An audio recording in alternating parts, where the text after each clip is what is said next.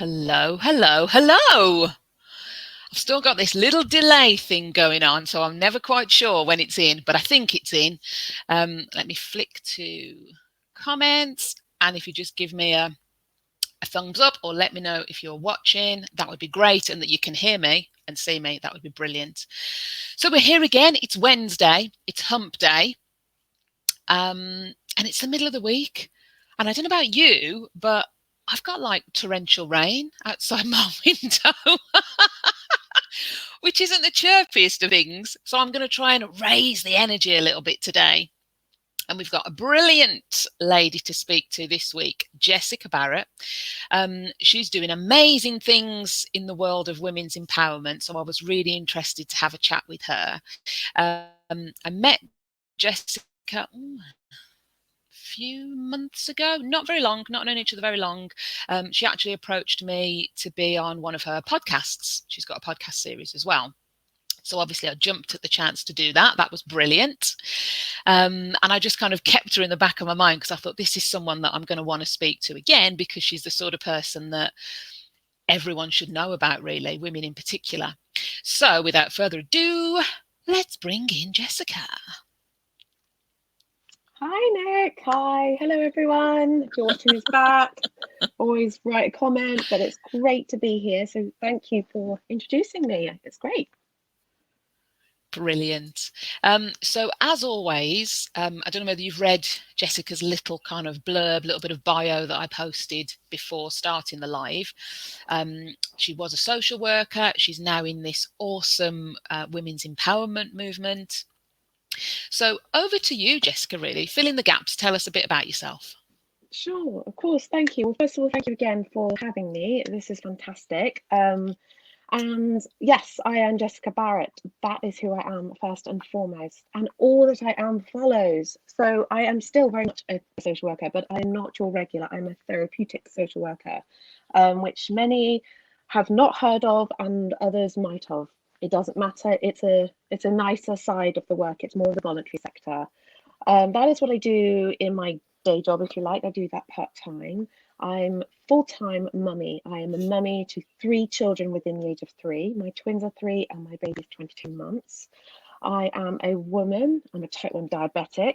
I am a podcaster. I have my own podcast, and I am also the co-founder of a very, very powerful and very, very global women's empowerment movement called Put You First.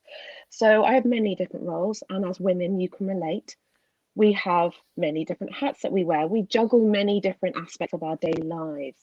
Now, for us to do the very best in all that we are, it's about knowing who you are authentically, showing up for yourself on a daily basis, and giving yourself that permission, removing that guilt that comes with, oh, but if I do that, I'm going to feel guilty. That doesn't need to exist. Society puts pressures on us. People around us outwardly put pressures on us. The unwritten rules within contextual values, stereotypes oppress us, but we don't need to do that anymore. We are in the 21st century. We can be equal. And equality doesn't come about burning bras or standing from the rooftops bashing men. That's not what it's about. Equality comes from you, within you feeling empowered. That is where equality truly comes. And that comes from every woman doing it for herself on the individual basis, going through her own journey, whether you're aware of your journey or not. It comes from you stepping into your light and knowing yourself first and foremost. So that's the message of Put You First. It's the message of what I do. I empower, guide women to really lean into themselves. You have everything you've always ever needed. You were born with all the tools that you need to succeed in life. For many of us, it simply needs that veil lifting to really understand what it is that's made us so amazing and to step into and progress in life. For others, it's about reconnecting with ourselves and learning again to utilize those tools that we have. You are everything you've ever needed. You have everything you've always needed, or some things you need to add to or adapt or enrich. It's about you knowing your self-worth. That is your foundation. That is the everything in life. When you know your self-worth, there is not one thing you cannot do in this life.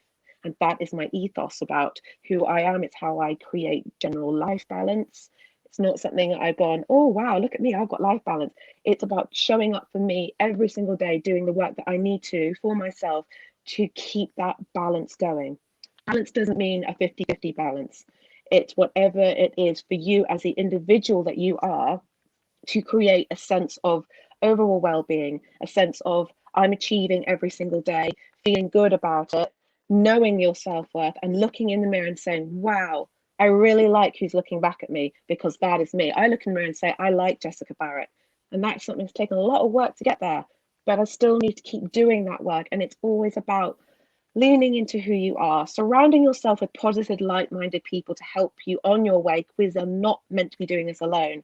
And again, that's the ethos of the community of Put You First, and exactly how I'm helping women to lean into that, enrich their lives, whether you're at the first forefront level of self-care or a practitioner of self-care, very much like myself, very much like Nick. We lean into our journey, and I use that word leaning into a lot, because that's what it's about. It really is leaning into your journey, your path.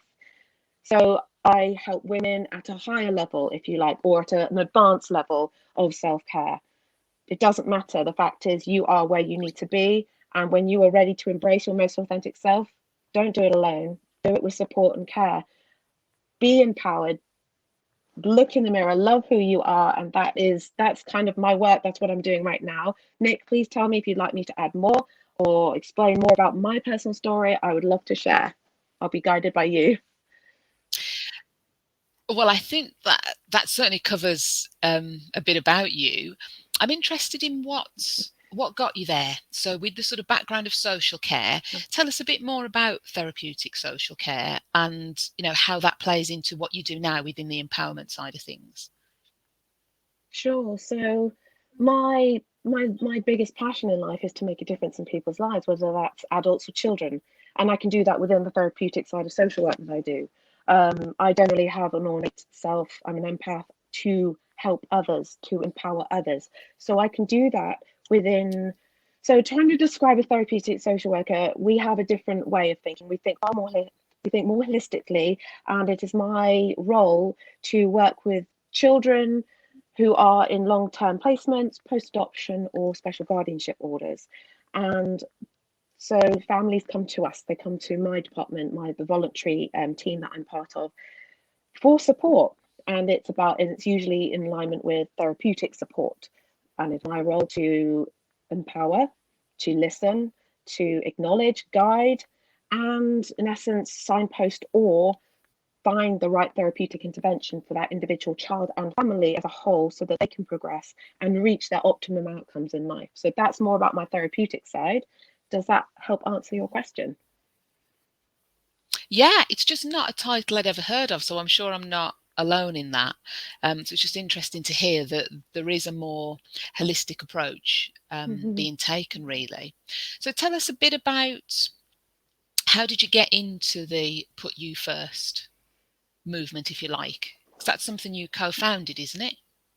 That is right, Nick. That is absolutely right. So we'll go back to beginning of lockdown, really, slightly before. So we're looking at February time. I hit a very, very painful time of my life. I was unknowingly suffering with PTSD from the birth, very traumatic birth of my 22-month-old, who is now thriving, and 21 months prior to his birth, the twins. I've experienced as a mother 2 journeys through the neonatal unit, 2 lots of prematurity within their own issues that went with it. And with my 22-month-old, he was born with something called PPHN. Please don't ask me what it stands for. It's something to do with the heart. He was born blue and floppy with 4% life, which was harrowing. And of course, trauma leads into trauma, and it will manifest itself physically in your body somehow in one way or another. It could be months after, it could be years. Trauma will come like stress. It shows itself up physically, and for me it was a major anxiety attack. Never suffered anxiety in my life. Yes, I know it's a very normal emotion, but to have your whole life halted by anxiety was a big 180 in my life. And I have a great sense of self-awareness, so I knew I wasn't right. I wasn't in the right headspace. I did something about it. I didn't sit and dwell. I knew I wasn't right. So I sought a therapist. And I'm so grateful for her because she's helped rewire my brain. It's taken over a year and I have been discharged now. But it's been a real year of more self-discovery. I don't regret any of what I've been diagnosed with. I don't regret any of those experiences because those experiences have given me major life lessons and more more room to grow, to evolve, to broaden my understanding of life, and really, really grounding to what you really appreciate in life. So that was the beginning of my journey of Put You First. I was very much like many of us, filling my cup and emptying it, and filling my cup and emptying it. And that process was absolutely exhausting. It didn't serve me. It serves many others, but not me. So I put that intention out there. I put this intention out there to find something else, a new analogy that served me. Now, it exists, it's nothing new, but it's about you as the individual, it's about me discovering it for myself. Now, what you put out, whether you're a believer in the universe, in God, spirituality, Scientology, it doesn't matter, but what you put out, you attract back in your life. That is what I firmly believe in that energy you put out, you receive. Of course, when you put out, the package you receive is never what you expect. So that analogy, that is what I was after. I needed to find that discovery. It came in a form of my business partner, my dear friend and mentor, Heidi Allen. She came into my life through a mutual friend. We connected very much like you and I, Nick, over social media, and I'm so grateful for this platform, social media, because hey, we are kind of in a virtual world now, and so it was phenomenal. We just simply sparked off with the shared passion of making a difference in people's lives, coming together, having conversations. That's it. That's simple. Nothing more. No other agenda. Just to learn from one another. She is 15 years my senior, from Canada, major TV producer, very, very separate from my walk of life, but still that like-mindedness that I mentioned earlier. We connected. She introduced me to six other ladies with very, very different aspects, different life experiences, different ages, from every walk of life you can imagine. We came together with that shared like-mindedness, that passion to make a difference in people's lives. What we discovered was powerful. The one person that I certainly hadn't been making in my life a difference was mine. So that was kind of a bit of an aha moment, and was the fundamental reason Put You First was born, because it is about putting you first. You put yourself first, and then everything starts to shift. It's not selfish to love yourself, it is self-full. You are that ripple in your own ocean. You hear it when you go on the airplanes. Put your mask on before helping others. It is everywhere. It is across the board. How can you give the very best to the ones that matter the most to you if you are not giving the fundamentals for you? You can't pour from that empty cup. Go straight back to that analogy. And within that, the analogy that I was looking for came to me. It is simply this: you pour into your cup naturally, and you don't stop. The inevitable happens, it overflows. And this is where the real second aha moment came for me. The overflow is for everyone else. The overflow is for my children, for my husband. The overflow is for my colleagues, my friends, my cat, anybody that matters in my most inner circle and then outer circle, my clients even. And that for me was incredible, but it was also about giving myself that permission. So the overflow is for everyone else without you ever depleting yourself. So the next question came about very quickly after that. How on earth am I going to keep that cup full? What do I need to do? More conversations. You have conversations, you learn. More conversations were had, and another discovery: self-care. It's a buzzword, we use it a lot, but I don't know how many of us, I certainly didn't in the beginning, really know its true meaning. I'm not talking about painting your nails, having a hot bath. That's nice, it's good, it's important, but it's instant surface level gratification. It doesn't nurture you, it doesn't reach the most authentic part of you. And so it's about bringing in practices for your everyday life to nurture yourself, to feel good about yourself, to understand who you are, to peel back those layers that we talk about, peeling back those layers, to really understand who you are. Know your own identity, finding your self-worth. And that's the crux of Put You First, 8 of us in the beginning, helping each other through personal self-development, by having conversations, by sharing our stories, our vulnerabilities. Within my vulnerability, I found my power. We decided to open that up. We opened it up. 8 of us became 82 overnight. And now we're hundreds of women from all over the world coming together to embrace us authentically, celebrate who we are, and not tear each other down. None of that exists in this space. A safe space to be who you're meant to be. It doesn't matter what you believe in, it doesn't matter where you're coming from. It doesn't matter, because you are honoring you, and that is what's incredible. And now, Put You First has evolved yet again. We have created, using the fantastic platform of Teachable, a introduction to self-care, to understanding self-care, to understand you, what it is, it's a program, it's a course, a 6-week introduction course to the self-care freedom experience. Very much like many other experiences, programs, courses, personal self-development books that you read, buy, or invest into, this one comes with a twist. Everybody has their own life journey, have their own individual story. Now, it's within those stories that you have very poignant moments that you stand out for your memory. I took the concept of each of those poignant moments, and Motive Response was created. Took that concept, put it into the experience so that you truly feel what it is to put yourself first. When you feel something, that is when the shifts really start to begin, because you're understanding it, but you're feeling it as well.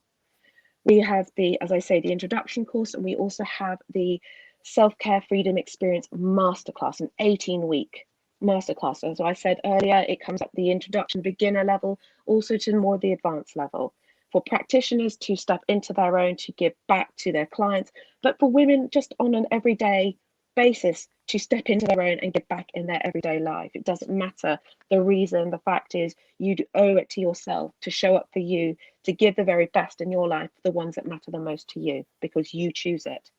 So that is the birth of Put You First, how it's evolving. We also have individual workshops, downloadable ebooks. Goodness me, it goes on. Meditations, because it's something I practice on a daily basis. Workouts, you name it, they're all there. All these different practices that come under the Real Self-Care umbrella are there, available to you through the Put You First, as well as the one-to-one mentorship and coaching that I offer as well. So yes, that is the more information about Put You First and what it is that I've co-founded and I'm creating. Brilliant. What I like about it is the outcomes that you achieve, or the aims that you've got, are exactly the same as mine, but we just do it in completely different ways. And I love that, because what I do isn't for everyone, just as what you do may not be for everyone. But people can still reach that destination, people can still get that result and that outcome. And that's what these sessions are about, really. It's just kind of widening people's view, and just giving them an opportunity to see different options, because that's what I want. I want people to be the best version of themselves. I want people to live happier, more fulfilling, more purposeful lives. And if what I do doesn't resonate, what someone else does will. That's what it's all about. I found my path and my way of doing things, and my type of happy. So it's just kind of introducing people to other ones that might be theirs. So that's a brilliant overview of what you do. And at the end, when we're done, if you just kind of pop your contact details, in the comments there, people can obviously connect with you and find you if they want to find out more. So the other thing that I'm interested in is what I call superpowers. So I'm very big on, again, this is an ethos that you'll agree with. I'm really sure, I'm positive you will, but is loving who we are. It's about acknowledging our uniqueness, because we are all unique. It's not about, trying to be like someone else, trying to live the life that someone else has. We all have different paths that we're destined to walk, and different things that we're destined to achieve, and that requires different qualities. So what's yours? What's your superpower? What's the thing that you love about yourself? That I lead by example. I don't need a stage or spotlight to shine. I shine within, outwardly. And I discovered, as I mentioned earlier, my superpower when I truly leaned into my vulnerability. And that became my power. Yeah. And that's how I'm empowered and feel empowered every day. Yeah, and that's a tough one, isn't it? Because I think many of us struggle with being vulnerable, and showing our, delicate underside, as it were, because it's scary, isn't it? It's another way that we face that fear of rejection, isn't it? We all want to be accepted, we all want to belong and feel that we've got a place, and by being vulnerable sort of strips that away. But what you get as a result of that can be a really sort of beautiful and really, really empowering thing. So I love that that's your superpower. I've not heard that one before, and that's a really good one, I think. Just wanted to say hey to Amanda, who's there in the comments. Lovely to have you with us, as always, Amanda. So the other thing I'm interested in, and you may have covered this in what you've said already, you've covered a lot of ground, but just in case you haven't, I just wanted to give you the opportunity. What's your biggest learning? What's the thing that's really made you so far, kind of sit up and go, oh my God, that's something that I can really use. That's some knowledge that's going to make a real difference in my life. What's that big piece of learning for you? There's many, but one that comes straight to my mind is self-forgiveness. We can forgive many others, but when it comes to forgiving ourselves, it can be one of the toughest, difficultest, that's not a word, toughest things, challenging things that we can do, whether it's an action that we've done or a thought. The fact is, it's always forgivable and it comes from you. And when you're truly able to forgive whatever it is that it consists of, that is when you're again moving forward and progressing with your life. You will hold yourself back if you keep referring to that, oh, it's because of this that I'm like that. It's not. You have the power to forgive. And if you can do that, you will lead a more fulfilled life. Let go of the bitterness, let go of that guilt, forgive yourself. Now, it's not something you can just wake up and go, oh, I forgive myself today, done. It's not that easy, but it can be done, and it's done with support. And as I say, connecting with the right like-minded individuals to help you guide you on that way.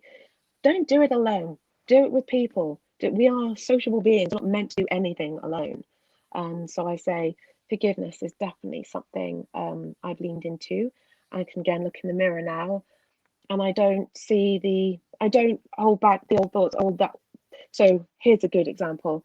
I used to blame myself the way my 22-month-old came into the world. Other mums may be able to relate to that. I do not blame myself anymore, and it was not my fault. It was completely out of my own hands. I'm just grateful that he's thriving now. I'm so grateful for the medical professionals and just the very fact that within the darkest moments that came about 22 months ago, again, I found my superpower because I had no choice but to be strong when I had to be strong. So forgiveness for that was a huge thing for me, and it took me a while, but I have. And again, I feel better, and it's another step forward into personal self-development. Brilliant. I love that. Again, not something I've heard a lot, but I agree, really, really important, because so many times, we are our own worst enemy, we're our own biggest critic, and it's so easy to just focus in on those negative things, those things that maybe we could have done differently, maybe we could have done better, the what ifs, and we hang on to them, and we just kind of totally discount all of the great, amazing stuff that we do brilliantly, that we are fantastic at, that we really, make a difference in. All of that just kind of gets pushed to the back in the wake of all the stuff that we feel we haven't done or should have done. So yeah, that's a brilliant lesson that I think we can all we can all relate to and all do a little bit more of, is self-forgiveness. So final question for me, I'm just mindful of the time. What advice have you got? So what top 3 sort of quick tips have you got that you can offer people that are really kind of actionable and they can start doing themselves straight away? Okay, so this phrase, Joining your group obviously is one. obviously, yes, you can come join the group. Go listen to my podcast, Your Ultimate You. I put all the details in there, but I do have a podcast, and it is about women empowerment. And simply by being inspired and educated will plant that seed of change in your own life, because you'll be able to relate to the real story. And yes, the gorgeous Nick was one of my first episodes, so you can go and hear our conversation. A real piece of advice, and I absolutely give this out all the time, is it is none of your business what other people think of you. Really doesn't matter. Doesn't matter. Let it go. Yeah, I love that. Let go. Let it go. Let go of the energies that do not serve you, because they will hold you back.